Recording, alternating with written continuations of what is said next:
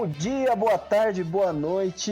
Estamos aqui com esse podcast piloto que se chama Bacon. Estamos aí nessa nova empreitada, esperamos que ele possa ser bem aceito. Mas é o primeiro, né? Então a gente fala um pouquinho em qualidade, etc. Mas meu nome é Lucas e estou aqui com a Fernanda. Oi? Eu não vou conseguir fazer melhor que isso. Fernanda, se apresenta aí, fala alguma coisa. Cara, eu não tenho nada pra falar. É muito real que eu não tenho nada pra falar. É muito Oi, real. meu nome é Fernanda e eu não quero que vocês saibam quem eu sou. Muito bom, muito bom. E estamos com o Bruno também. Opa, e aí, galera?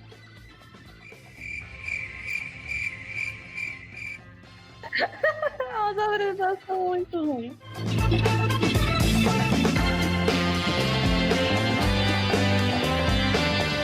Nós somos apenas fãs, né? Estamos aqui nesse podcast para falar sobre série, sobre cinema, filme. Estamos aqui também para falar sobre livros, sobre literatura e também sobre quadrinhos, né? Por que não?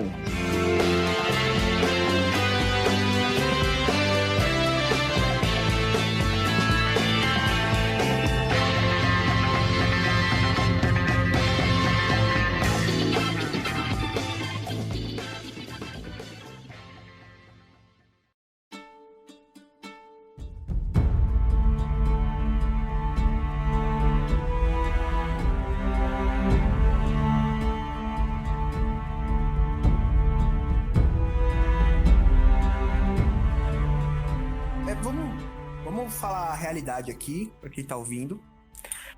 Hoje em dia só tem na cultura pop um monte de mimimi, um monte de vegetariano, veganinho chato. A gente quer ser aquelas pessoas que gostam de carne, bacon e falam de verdade do que precisa. Então, quando a gente falar aqui de filme, de livro, de série, do que for, a gente vai falar de verdade, sem o politicamente correto, sem o mimimi, como deve ser feito, analisando de verdade. E não pra ganhar like, nem curtida, nem nada. E que tipo de análise a gente vai fazer? Qualquer coisa que não seja nada muito omelete. Muito bom. Essas coisas assim. Esse é um episódio super piloto mesmo, né? Que a gente já... Na verdade, a gente entra perdido, né? Nem sem pé nenhum. Claramente a gente sabe o que a gente tá fazendo, a gente espera melhorar muito no futuro. Então, como nós tratamos aqui no podcast de filmes, séries, assuntos voltados também pra cultura pop, nerd, Que vier na cabeça. geek, seja lá o que for, né? Mas que não seja vegano. A gente trata daquilo que dá vontade, é isso. A princípio queremos falar do filme aí, né? Que saiu recentemente, que inclusive já bateu o recorde de bilheteria, né, na Disney, que é o Rei Leão, né? Live action. Deixando claro que bateu recorde entre os remakes live action, que dá pra levantar uma questão aqui, será que é um live action mesmo? Porque é tudo captura de movimento, então, como hoje não tá muito claro o que é o que não é live action, no caso, o Rei Leão ele é considerado live action porque precisou de atores gravando a captura de movimentos, mas de fato não aparece a cara de nenhum deles. Então tem gente que questiona o que é. Um filme que é live action. Cara, qualquer filme com atores reais que aparecem. É bem trivial essa parte.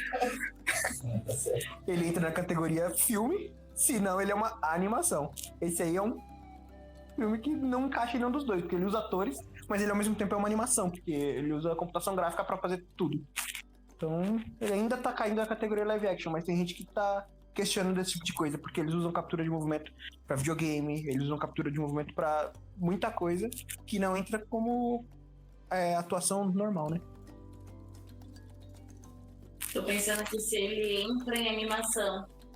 Então, quando saiu o jogador número 1 do Spielberg, eles questionaram isso, porque tentaram colocar ele no Oscar na categoria de melhor animação. Só que foi captura de movimento, então ele não entrou nessa categoria. E aí o Rei Leão tá sendo considerado live action, mas ele também tá nesse limbo. Então, capaz de logo alguém fazer alguma categoria específica pra captura de movimento. E aí chama de prêmio Andy Serkis, que é o melhor cara disso, que fez o Gollum, né?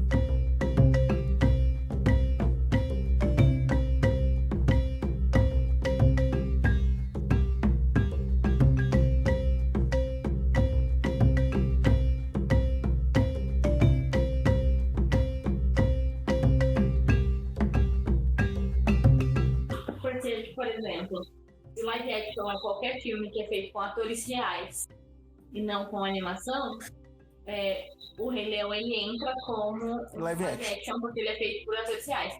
Porém, ele não entra como live action do jeito que a gente conhece, porque é feito só captura de movimento e você não vê nenhum ator. Mas também, eu não consigo ver o Rei Leão como uma animação, porque ele foge muito da ideia do que a gente é acostumado com a animação. Só que, de fato, ele é feito com computação gráfica, porém não com ilustração e com traços como uma animação convencional é feita, entendeu? Eu não gosto de pensar nele como um live action, exatamente porque o Rei Leão é um exemplo claro disso. Quando a gente vê a expressão do Simba, por exemplo, spoiler em Morte do Mufasa, pra quem não sabe, o Mufasa morre. Quando a gente vê a expressão do Simba na morte do Mufasa, eles tentam deixar o mais parecido com a expressão de um leão de verdade. O leão não tem tanta expressão. Então eles acabam até tirando um pouco da atuação de quem fez o filme. No caso, Donald Glover, né? É Donald Glover o nome do cara. Ele que fez o Simba. E não aparece tanto a expressão, porque eles tentam colocar até a parte da musculatura do leão, como é que funciona, tipo, a expressão que o leão conseguiria. Então a animação clássica é muito mais da hora nesse sentido. Ela toca muito mais do que esse filme, apesar de ele ser muito mais parecido com a realidade. Então... Ele foi feito pra animação, né? Ele, assim, trazer ele pra realidade, pra ser realidade mesmo primeiro, deveria ser um Animal Planet, né? Ia ser um monte de bicho correndo, ninguém fala nada, na verdade. Ninguém deveria falar. Então o filme em si, ele já é voltado mesmo pra animação. Então por isso que existe esse desafio que foi criar esse suposto live action, né? Do Rei Leão mesmo, né? Independente se ele entra na categoria animação, se ele entra na categoria live action, ou se futuramente vão inventar uma categoria específica para esse tipo de filme, até dá pra gente comentar que até por isso a gente escolheu esse filme pra falar inicialmente, mas o Rei Leão, ele vem como, sim, um respiro dentro desse monte de filme que vem saindo hoje em dia, que não traz valor nenhum, não traz nenhum sentido de verdade, não traz nada que agrega de fato como o Rei Leão traz. Assim, os filmes, vou falar da Marvel, todo mundo adora os filmes da Marvel, todo mundo adora os filmes de herói, Capitão América é legal, Homem de Ferro é melhor, mas não vem ao caso. Todo mundo ama esses filmes da Marvel, mas de fato eles não acrescentam em nada. Você vai lá, vê um show de poderes, de heróis, um show de efeitos visuais, você passa 3 horas rindo e se divertindo, mas você sai de lá do mesmo jeito que você entrou. Não agrega em nada. E o Rei Leão, ele já se tornou um filme extremamente importante e um clássico na época por tudo que ele trouxe. E aí, quando eles refizeram, graças a Deus, eles não mudaram nada, porque cagaram no Aladdin. E o Rei Leão, eles quiseram lacrar com o Aladdin, fazer a Jasmine feminista e quer virar a rainha, sultana. Fizeram aquele cocô. E aí o Rei Leão eles não mexeram, ainda bem, e trouxeram todo aquele sentimento, todo aquele ensinamento que já tinha no filme clássico, que é baseado em Shakespeare, né? E por isso também ele agrega tanto.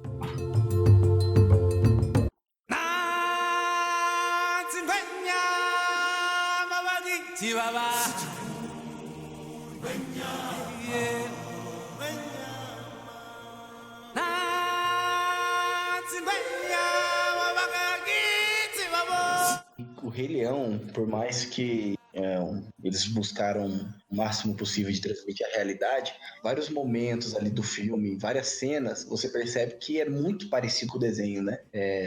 Na cena inicial, com a música inicial, né, do ciclo sem fim, onde você vê lá os animais, e quando você observa a comparação, é tudo muito parecido, é lógico, com bichos de verdade, né?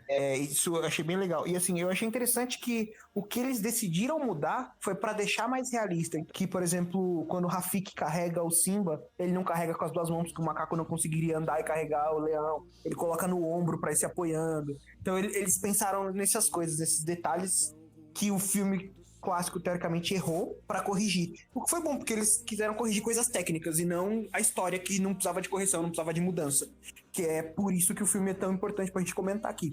Porque você pegar e trazer a questão moral, a questão do que de fato representa o dever do Simba, que é o rei, da necessidade dele voltar e se colocar no lugar dele. Eu não vou nem estar aqui no mérito, não sei, talvez seja interessante a gente falar da monarquia. Quando o Simba se coloca nesse lugar dele de assumir quem de fato ele é, para que de fato ele foi criado, qual é o dever dele. Cara, não existe filme que fala isso hoje em dia. Não existe filme que mostra isso.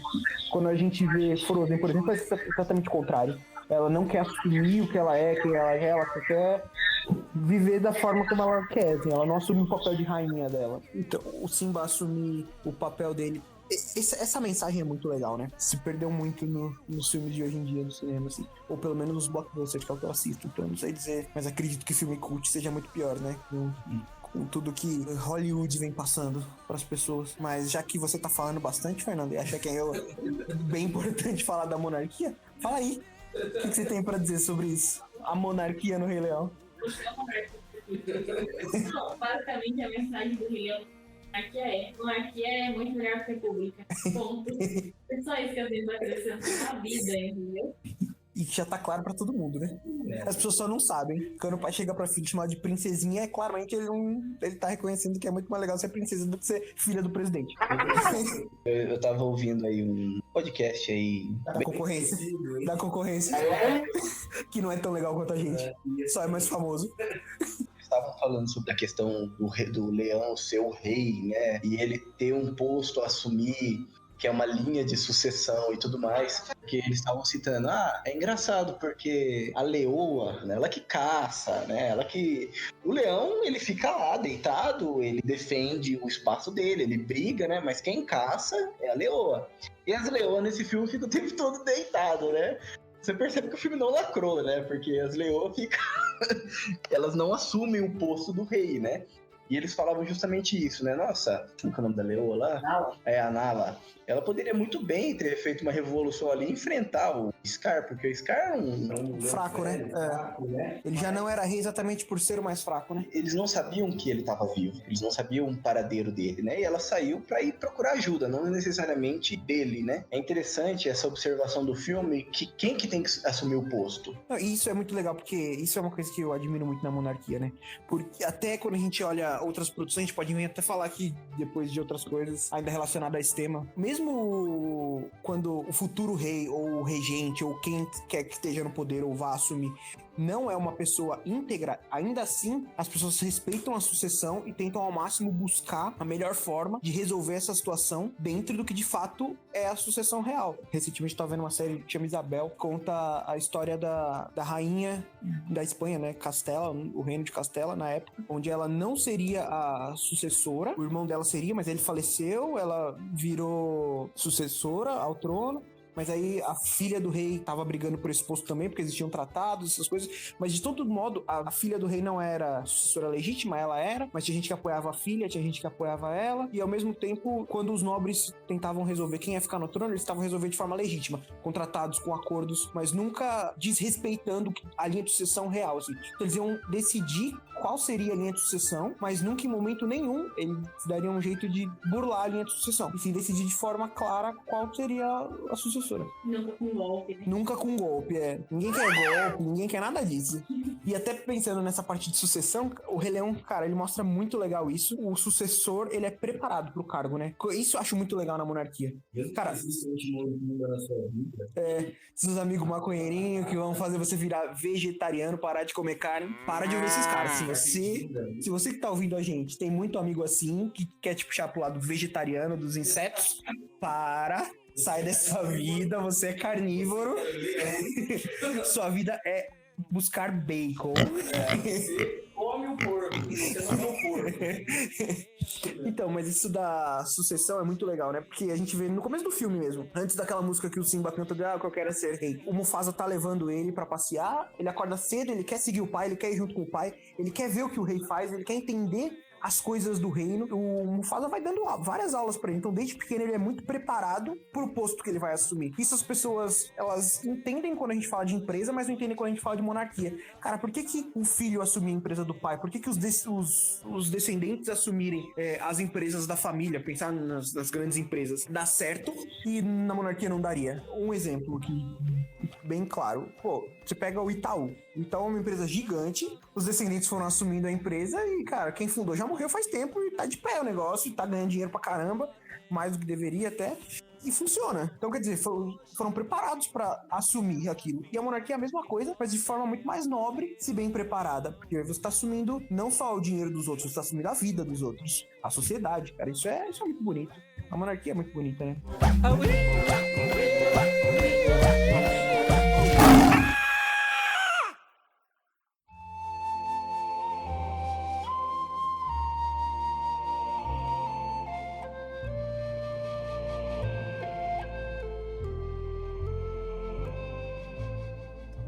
Por trás disso, seja nessa linha sucessória da monarquia, seja no filme, que é uma representação muito clara disso, existe uma vocação, né, por trás. Acima de tudo isso, né, acima de uma linha, uma simples linha sucessória de pai para filho, existe uma vocação por trás de tudo isso. Não é só sangue, é vocação. Mas é isso. Você já está ali, digamos que predestinado a responder aquele chamado, mas aí cabe a você responder ou não. De que o Simba, ele se depara ali com a morte do pai dele, do Mufasa, tio dele acaba meio que revoltando. Na verdade, é golpista, acaba meio que... Você associou com o partido das hienas. Das hienas, pois é. Inclusive com a própria caça dele, ele se associa. E ele acaba manipulando, né, o menino, se colocando como culpado, né, o menino. O leãozinho, o gatinho, sei lá. Esse cara só faltava ter 9 dedos na pata, né? É verdade. E ele, assim, ele vai embora com medo, né? Inclusive com medo até mesmo de voltar a enfrentar a vida. Porque tudo aquilo aconteceu, ele não se sente preparado, ele se sente culpado e ele foge. Ele tá fugindo do quê, na verdade? Ele tá fugindo ali de uma história que ele tem, né? Aquilo ali marcou ele naquele momento de tal forma que ele não quer enfrentar aquilo. Ele tava fugindo dele mesmo, né? Tava fugindo dele mesmo, da própria vocação.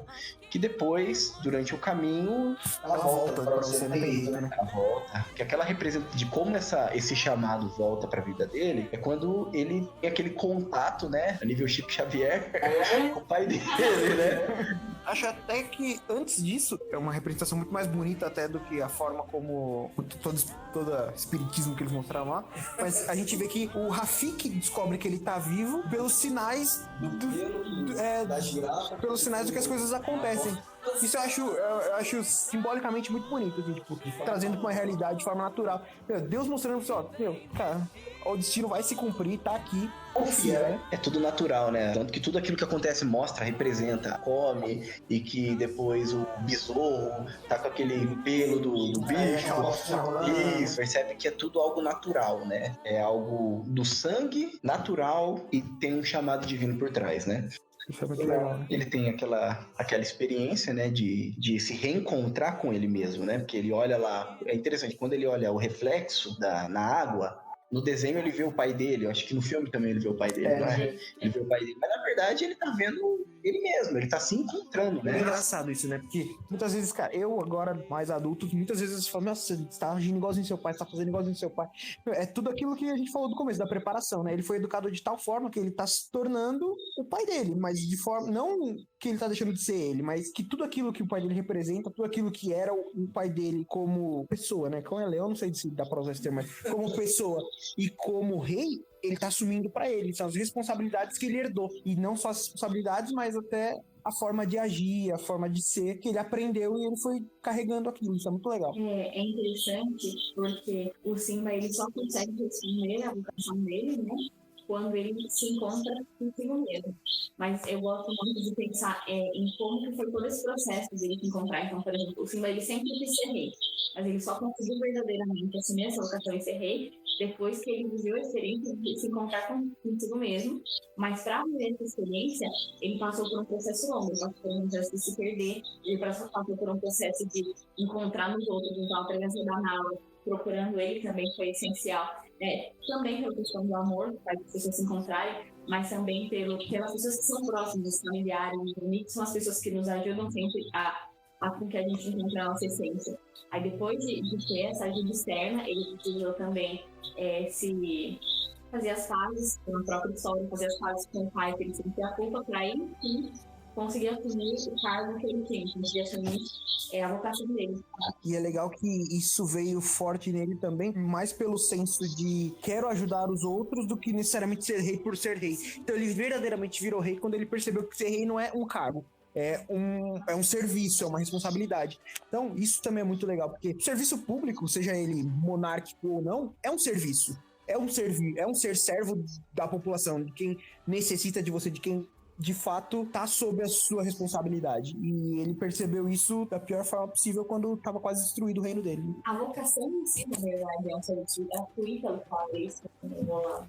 Ítalo, Olavo, alunos do Olavo, tudo vem do Olavo sempre, né? A vocação, ela é um serviço. Então, a partir do momento em que nós entendemos que a vocação não é nossa, e sim um serviço, para o outro, é que de fato você cumpre a vocação. Então, até pensando na questão religiosa, né? A pessoa que quer muito ser padre, ela não entende que ser padre é um serviço para o outro, ela provavelmente vai ser um péssimo padre.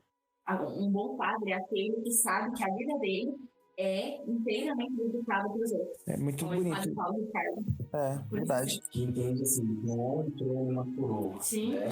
E aqui a gente tá falando de vocações do rei, a vocação do padre, mas dá até pra gente fazer uma análise da Nala também. Ela já, desde o começo, quando criança, já falavam que ela seria a esposa do rei, ela também já estava sendo preparada para isso, e ela teve que ir lá, resgatar ele, ajudar a trazer ele de volta. Então, a importância da vocação dela também nisso, como companheira, né? Pensando, inclusive, nessa questão familiar, né? A importância da mulher para que o homem cumpra sua vocação, a importância do homem para que a mulher cumpra a vocação. Para que isso é uma questão da vocação, que é a vocação mais bonita de cada família, e que os pais vivem no serviço dos filhos.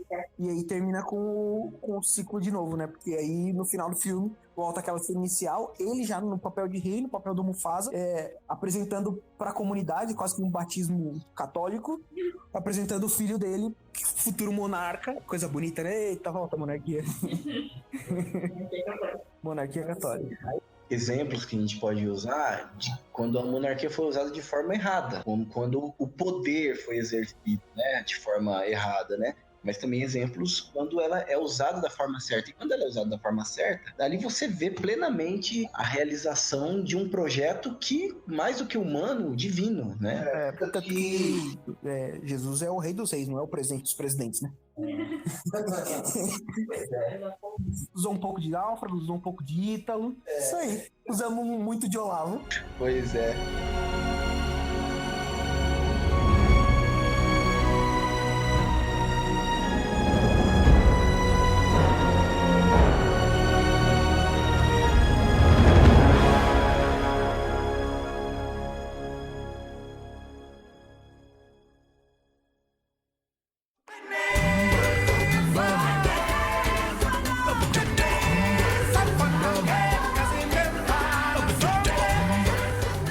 Analisando o filme assim como arte, a gente pode comparar muito com o desenho, mas assim, eu acho que se a gente comparar com o desenho acaba sendo uma covardia, né? É outra pegada, né? É outra coisa. Assim, eu acho que pra analisar como arte, a primeira coisa que a gente tem que fazer é dar os parabéns pro Jon Favreau. Cara, esse diretor, ele é muito bom. Eu não conhecia ele. O primeiro filme que ele fez, de fato, que me marcou foi o Homem de Ferro. O cara ele fez o Homem de Ferro 1, o Homem de Ferro 2. Ele criou o universo da Marvel. Aí ele fez o Mowgli, que ninguém nunca imaginou que fosse ver um filme de captura de movimento dessa forma. E aí, cereja no bolo, veio com o Rei Leão. E como se não bastasse tudo, ele fez participação em Friends. Então você vê que o cara, de fato, participou de coisa boa, né? Família Soprano. Ele tá na Família Soprano. Ele participa. Ele ainda participa como diretor. O cara, Jon Favreau, capricha nessa série de Star Wars, The Mandalorian, que eu tô com a expectativa alta, porque é o seu nome que tá aí. Então eu sei que você vai ouvir a gente, que a gente vai ficar muito famoso qualquer dia. Então, quando você ouvir, provavelmente eu vou ter assistido, tá? Mas capricha.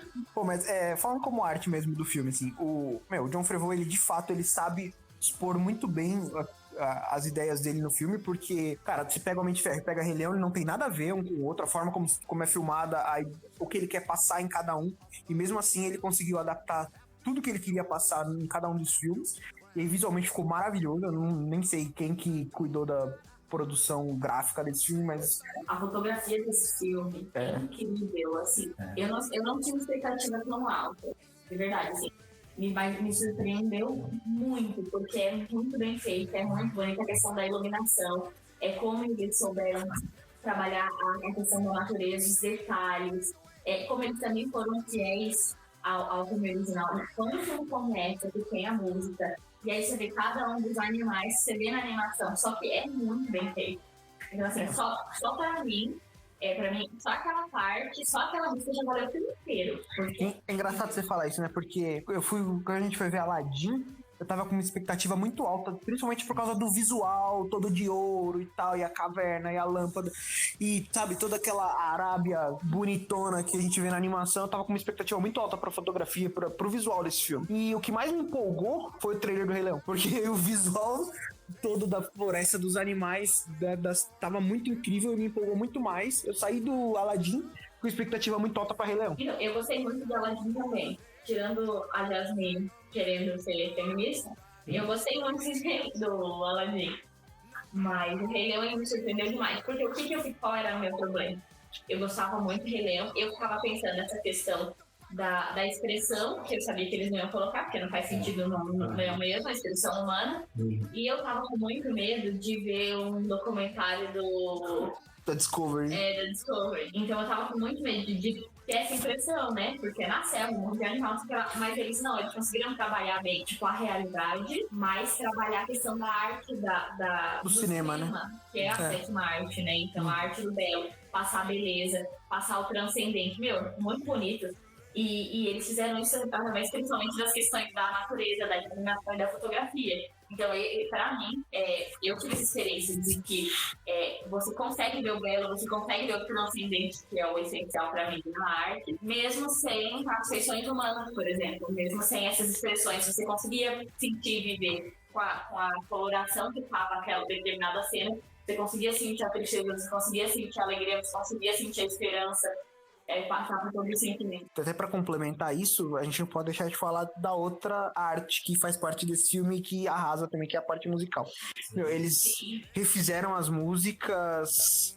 que os atores cantam, eles refizeram, mas as músicas instrumentais eles usaram as mesmas, né? O Hans Zimmer, ele foi da animação clássica que foi agora, e eles só refizeram as cantadas com os atores novos. As originais já eram maravilhosas, permaneceram maravilhosas, e as novas também ficaram muito bonitas. No português tem aquele sotaque super forte da Isa lá no Nala, que não gostei muito, eu vi. Eu não sei, entendeu? Não, ela canta pra caramba. Não, ela canta bem, mas tá ligado? Eu não liguei tanto pra esse sentido assim. Me trouxe a nostalgia. Tipo assim, esse tipo de filme, pra mim, é mais legal ouvir em português, mesmo que a qualidade seja pior, porque nem se compara com a Beyoncé, a menina do The Voice. Sim. Mas eu prefiro em português porque dá um sentimento de nostalgia que o inglês. E quando você era criança, né? Quando você assistiu, quando você era criança. Exatamente, quando eu era criança eu assisti em português, então pra mim é mais filme de volta, assim, sabe? Parece que eu tô aqui no sofazinho assistindo a fita cassete. Verde. Aquela verde da Abril que eu via todo dia. Agora, nessa questão dos dubladores, o que eu achei meio assim, é o Simba já adulto, que é o Ícaro Silva, né? Ele que é o dublador. Tem uma parte ali do Hakuna Matata, não sei se vocês lembram. Inclusive, faz um solinho. Que ele sobe, né? Quando que tá o Timão e o Pumba cantando e tal. Aí, naquela parte que ele entra, nossa, eu lembro que eu tava no cinema assim, todo mundo que tava junto, a gente olhou assim, com uma cara, tipo, horrível, meu. Eu achei ele não é muito bom mesmo. Nossa. Mas Eu nem queria falar nele. Eu famoso, mas eu não conheço. eu tô elogiando bastante aqui o original, tá? Porque eu gosto muito das músicas em português porque são nostálgicas pra mim. Eu acho que até na época fizeram um trabalho muito bom de tradução, porque a gente não perde tanto o significado das letras traduzidas, mas o original é muito melhor. Sim, a gente não tem comparação. Tem a trilha sonora, né, no Spotify original. Tem no Spotify, tem. Mas até o filme de 94 é 94 com ele, né? Acho que sim.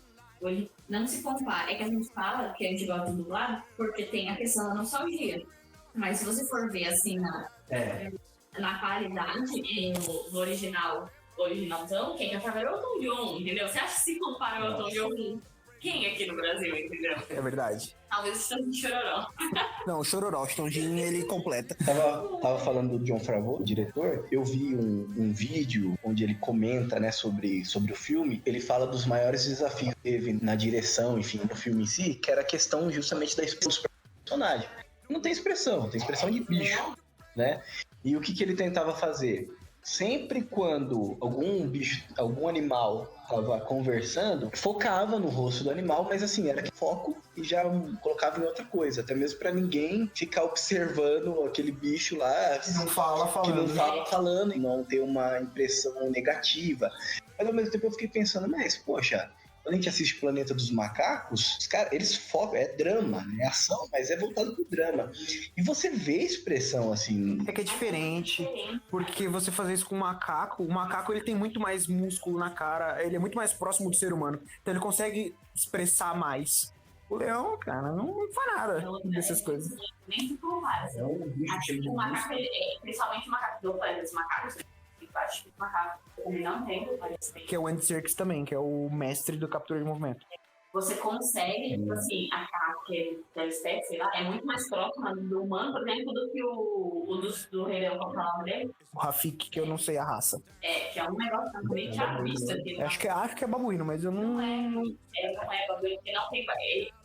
Quando do original falava que era babuíno, eu achava. Aí...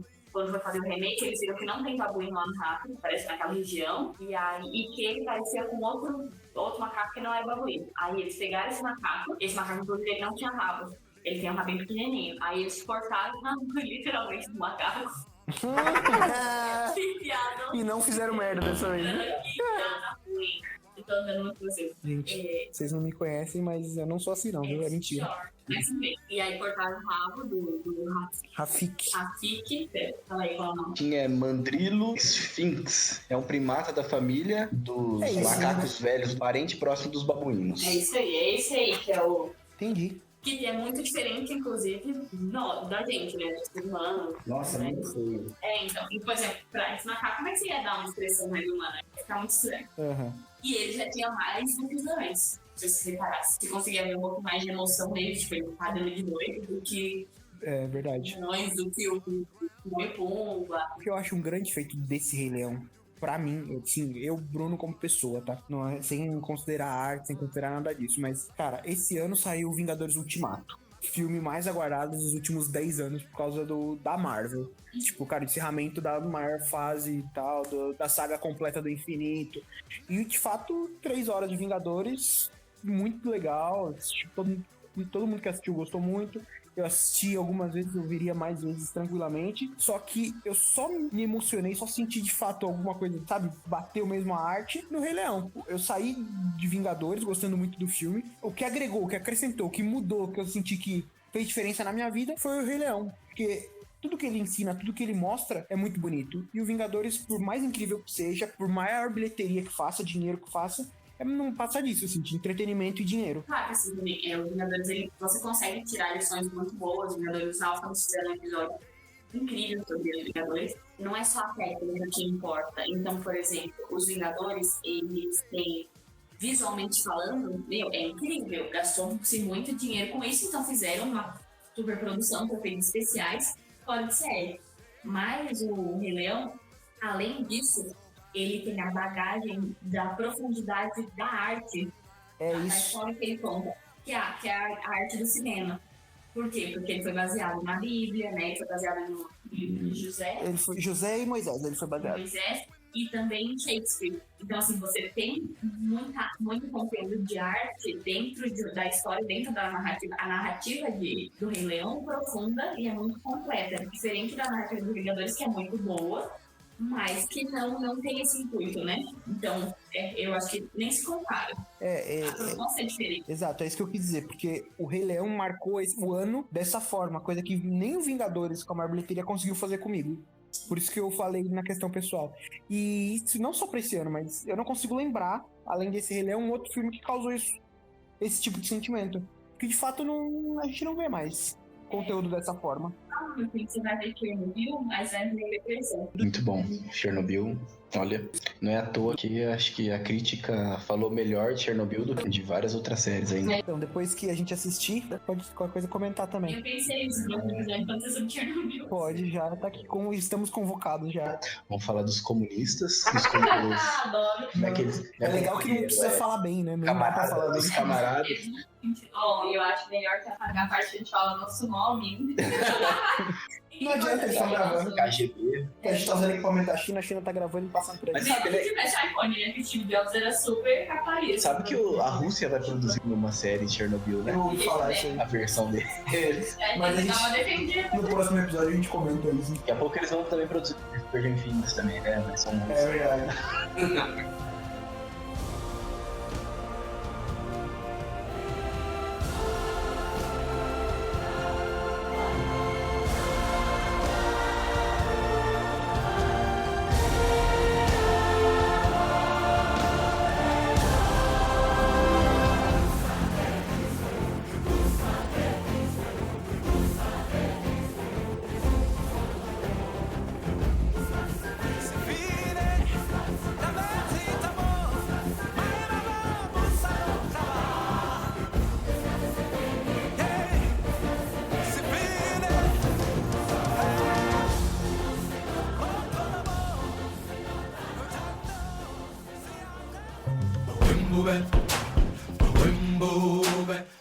Então estamos concluindo aqui o nosso primeiro podcast, nosso podcast piloto. Espero que você tenha gostado. Mas como todas as vezes, nós vamos fazer também as votações. É de praxe, né? Todos os podcasts têm isso. A gente quer entrar também na onda, na modinha. E as nossas votações são definidas de uma forma diferente, não é mesmo, Bruno? Ei, explica pra galera aí. Explica aí, cara. Eu esqueci. Nossa votação funciona assim. Se for muito ruim, a gente vai chamar de vegano. A nota vegano. Se for só ruim, a gente vai chamar de vegetariano. Se for ok, se for mediano, é frango. Porque tem possibilidade de crescimento. Tem possibilidade de crescimento. Se for bom, a gente vai chamar de bacon. E se for muito bom, de picanha bacon. E é isso, Fernanda. Qual é a nota que você vai deixar aqui pra esse filme, O Rei Leão, que nós descobrimos que não é bem um live action? A minha nota é picanha bacon, porque esse filme é incrível e foi pra mim o melhor filme do ano. Bruno? Picanha bacon também. Por tudo que a gente veio falando aqui, não tem como dar outra nota. É impossível. Acho que se eu for também dar uma nota menor, né, eu vou acabar sendo... Inchado. vou ser linchado, né? Você... Todos os fãs aqui no estúdio vão querer te bater. Eu não vou ser oposição, né? Até mesmo porque a gente não gosta de oposição. E eu vou ficar também com essa nota 5, nota máxima, que é picanha cheddar bacon, né? Porque esse Tá filme mudando a merece. categoria do negócio. Mudei, né? Picanha bacon, né? Mas eu ainda acrescento um cheddar, entendeu? Eu vou ser o diferentão aqui, então. Eu vou entrar como diferentão. Então, obrigado por aturar aí tudo o que nós colocamos aqui, mesmo sem saber de nada, né? E obrigado por concordar conosco. Podcast Bacon agradece.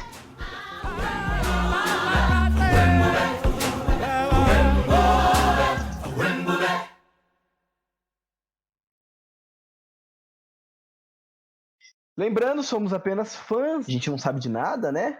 Mas se você concorda conosco, você está certo. E eu acho que é isso, mais algum adentro aí? Essa foi ruim do Flávio.